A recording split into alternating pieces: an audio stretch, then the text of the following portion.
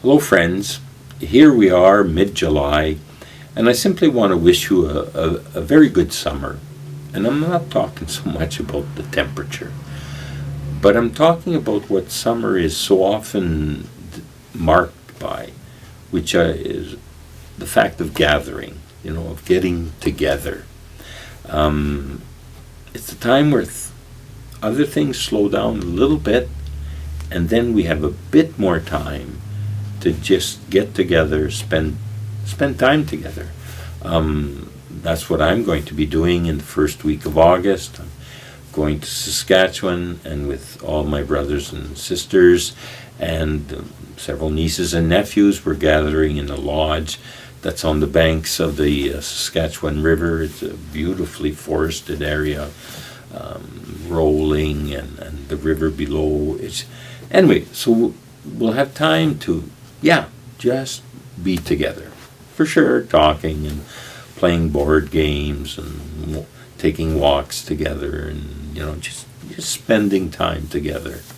And for me, that's really, really valuable. It's part of my self-care very much.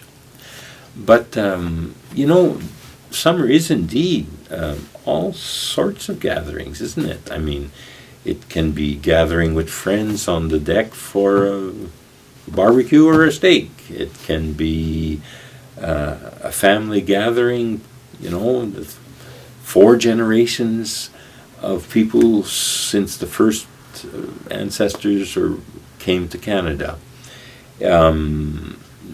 Gatherings at the family level, at the community neighborhood level, at the civic level, at the church level, even, at the universal level.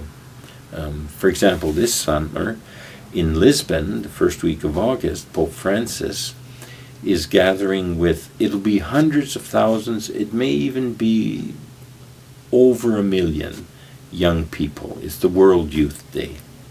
And so all those young people gathering with the Holy Father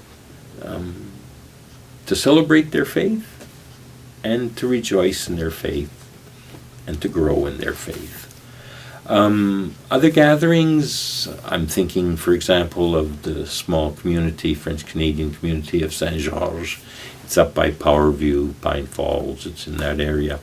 And they're celebrating 125 years since the establishment of that parish. 125 years, that's quite a few years, and a lot of things have been lived in that community to make it a community.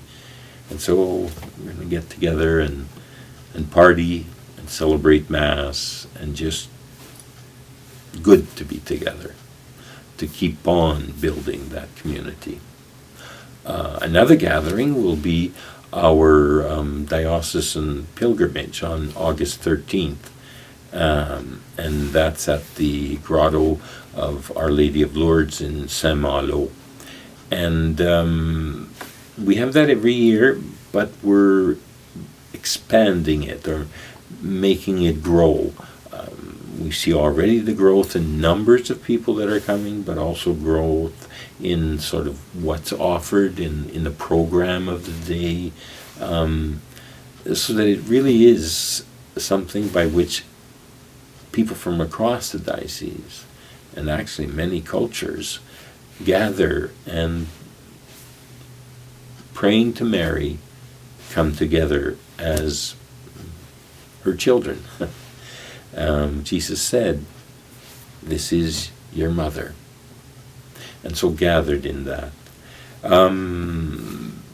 Grandparents, there's actually, by Pope Francis's desire, a Sunday for grandparents. It's the 23rd of July, and it's just before the feast of Saint Joachim and Saint Anne, the grandparents of Jesus, which is on July 26th.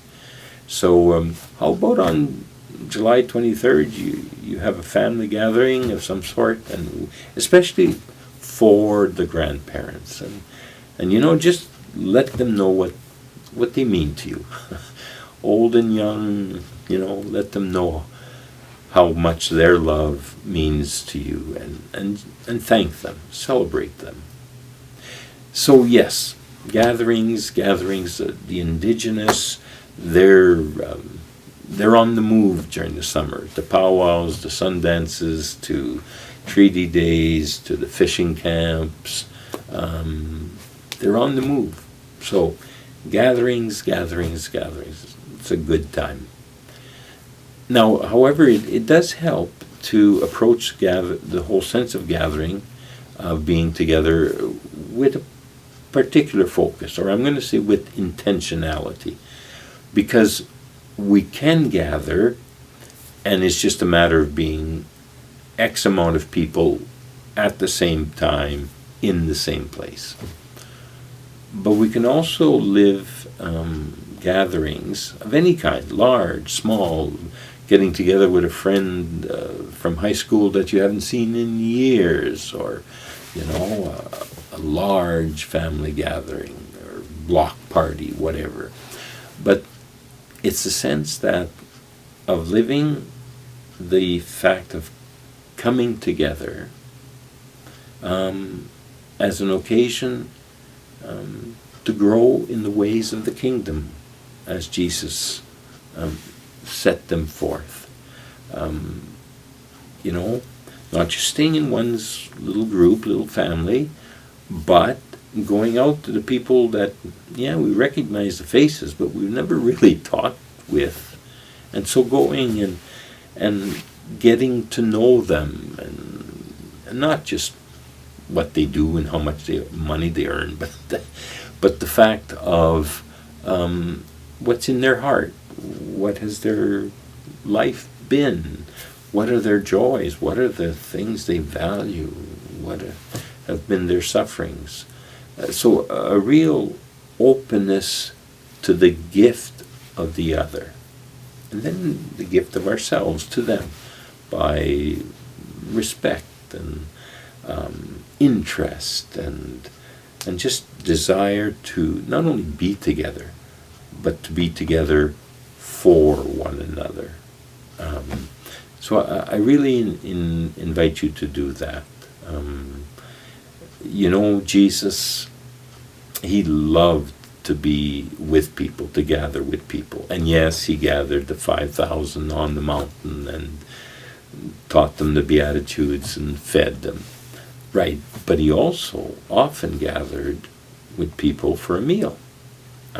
We see that in many pages of the Gospel, with Peter, with James, with John, with Philip, with the disciples, but also with Lazarus and Martha and Mary,